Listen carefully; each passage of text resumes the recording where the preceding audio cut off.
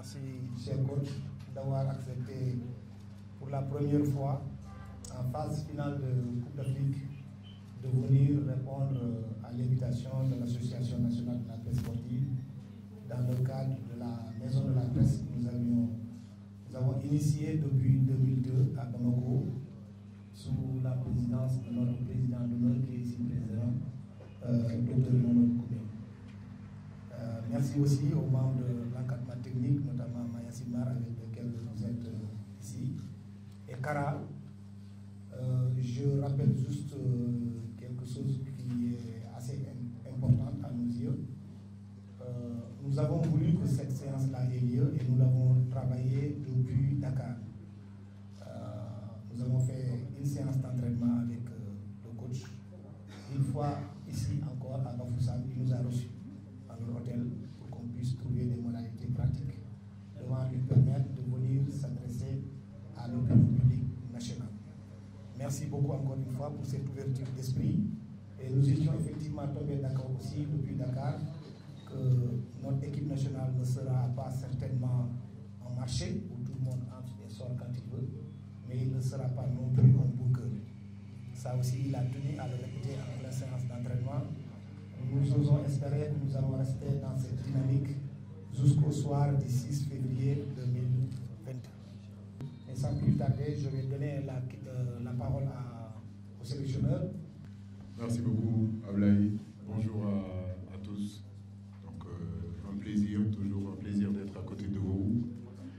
Un plaisir de voir les mêmes visages depuis pratiquement 5 ans, 6 ans derrière cette équipe nationale, d'autres même depuis plus de 20 ans, parce que ce soit Abdoulaye et certains journalistes ici qui sont là, je les connais depuis que je suis capitaine de l'équipe nationale, depuis que je suis joueur. Donc ça veut dire que notre cheminement ne date pas d'aujourd'hui.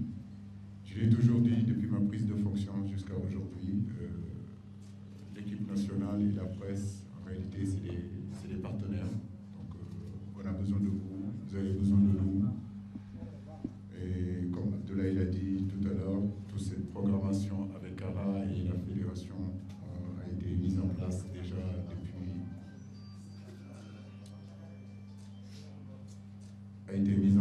juste avant la CAN. Donc je m'étais dit, quoi qu'il puisse y arriver dans cette compétition, c'était normal, si vous voulez, de venir faire face à vous, discuter, dialoguer, échanger, justement pour l'intérêt du football. On a besoin de vous derrière nous. Et aujourd'hui, je vois encore que toute la presse sénégalaise, la presse internationale, surtout la presse sénégalaise, très bien organisée. Et ça aussi, je félicite Abdoulaye pour ça. Remercier 12e Gaïdé, remercier Ali Kaza, vraiment, merci beaucoup, merci d'être là. Chaque fois que je suis sur le banc, j'entends. Sachez que vous nous boostez, vous nous poussez, c'est ce qu'on attend de vous.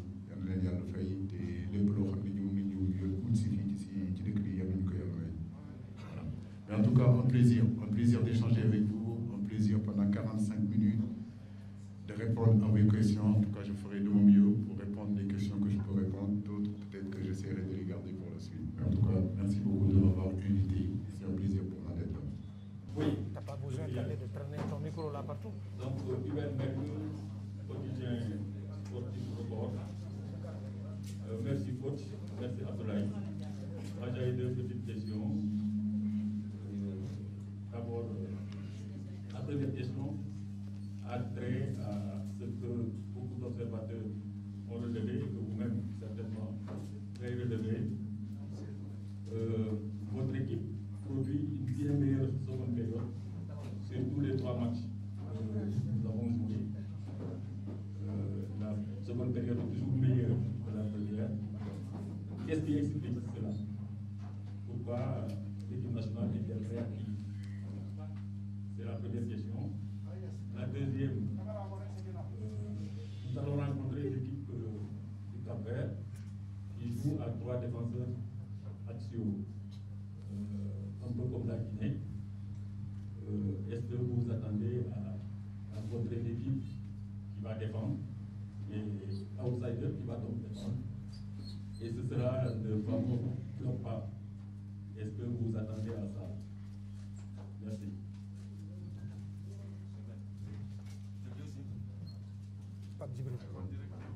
Bonjour Hubert, merci beaucoup. La première des deux questions sont très intéressantes. Je vais commencer par la deuxième parce que c'est d'actualité. C'est le match des huitièmes de finale face au Cap-Vert. C'est une équipe qu'on connaît. Je peux dire que sur ces 6 dernières années, on est en train de jouer 3 ou 4 fois. Récemment, on les a rencontrés, on les a joués à domicile. Un match amical, comme tu le dis, c'est une équipe qui joue à 5 derrière, 3 au milieu et 2 devant. Parfois, ils sont capables aussi de jouer à 3, 5, 1. Je veux dire qu'on les avait battus chez nous, mais on sait que le contexte est différent. Là, nous allons vers des huitièmes de finale qui seront très disputés. En réalité, c'est gagner et continuer à avancer et perdre de rentrer à la maison. Nous sommes conscients de ces genres de matchs-là. Et c'est toute la difficulté, en réalité, entre jouer un championnat et jouer une coupe. Actuellement, les 4 matchs qui nous restent, c'est des matchs très importants. Donc, nous savons que c'est une équipe techniquement qui est au-dessus de la moyenne. Qui ne jette pas le ballon, c'est une équipe qui est joueuse. Je peux penser que quelque part ça peut nous aller. Mais vous savez, entre le Cap-Vert et le Sénégal, c'est jamais facile parce que c'est pratiquement 2 pays. Il y a beaucoup de Cap-Verdiens au Sénégal, il y a beaucoup de Sénégalais au Cap-Vert. Mais je peux vous dire que nous le préparons en tout cas de la meilleure des façons, avec beaucoup de sérénité. On a la chance aujourd'hui de pouvoir récupérer l'ensemble de notre effectif. Donc on a 4 jours, 5 jours pour bien préparer ce match-là.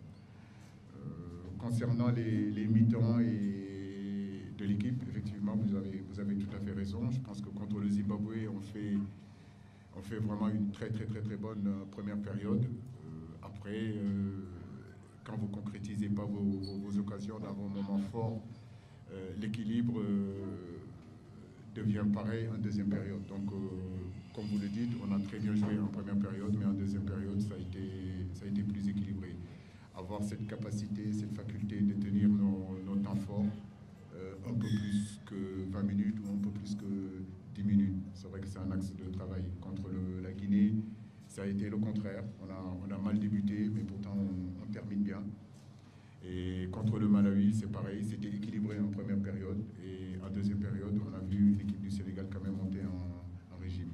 Mais cela ne m'étonne pas. Donc aujourd'hui, d'avoir à ma disposition, si vous voulez, des joueurs qui ne sont pas sur le niveau physique, tous au même niveau. Du fait aussi qu'il y a eu cette maladie-là, il y a eu aussi notre manque de préparation en réalité. On n'a pas pu aller à Kigali pour les raisons que vous connaissez. À partir du moment où la FIFA déplace cette date-là, le 3, forcément, on ne va pas aller en stage à Kigali à 15 jours, à 16 jours. Mais de dire aussi que depuis le 27 décembre jusqu'à avant-hier, je crois, avant la veille du match contre le Malawi, je n'avais pas à disposition de la totalité de mon équipe. Sont revenus Nampalis Mendy, sont revenus Kalilou Koulibaly, Edouard Mendy sur le match contre le Malawi. Mais pour être honnête avec vous, je ne m'attendais pas non plus à un Koulibaly des grands soirs parce que le Covid, pour les gens qui l'ont eu, ils savent très bien que ça reste sur le corps et parfois c'est difficile de le digérer et de le faire évacuer. Et ce que je suis en train de dire encore, ce n'est pas des excuses, c'est scientifique. Je savais que ça allait être un match très compliqué pour tous ces garçons, mais on n'avait pas le choix. Voilà, c'était de les faire jouer maintenant pour leur donner du temps de jeu pour justement mieux préparer les huitièmes de finale. Mais c'est le même constat que je fais et avec mon staff, nous travaillons toujours sur ça. À que nos joueurs se libèrent, tout simplement. Voilà, je pense qu'il faut se libérer, il faut prendre des risques, il faut jouer avec beaucoup plus de tranquillité, avec beaucoup plus de sérénité. Maintenant, concernant le jeu, bien sûr qu'il y a beaucoup de choses qu'on peut dire sur le jeu. Mais les gens qui me connaissent savent que je ne suis pas quelqu'un qui cherche des excuses. Ce que je suis en train de vous dire, je le dis encore, c'est scientifique. Voilà, c'est pas des excuses. Quand vous avez un groupe aujourd'hui où vous avez 5 ou 6 ou 7 joueurs qui sont covidés, quand vous n'avez pas votre groupe, l'ensemble de vos groupes, depuis pratiquement le début de votre stage, ça, ce n'est pas des excuses, c'est les faits qui sont là, c'est la réalité. J'ai entendu un entraîneur dire quand le Paris Saint-Germain n'a pas Neymar, n'a pas Messi, n'a pas Di Maria, vous savez très bien que c'est pas la même équipe.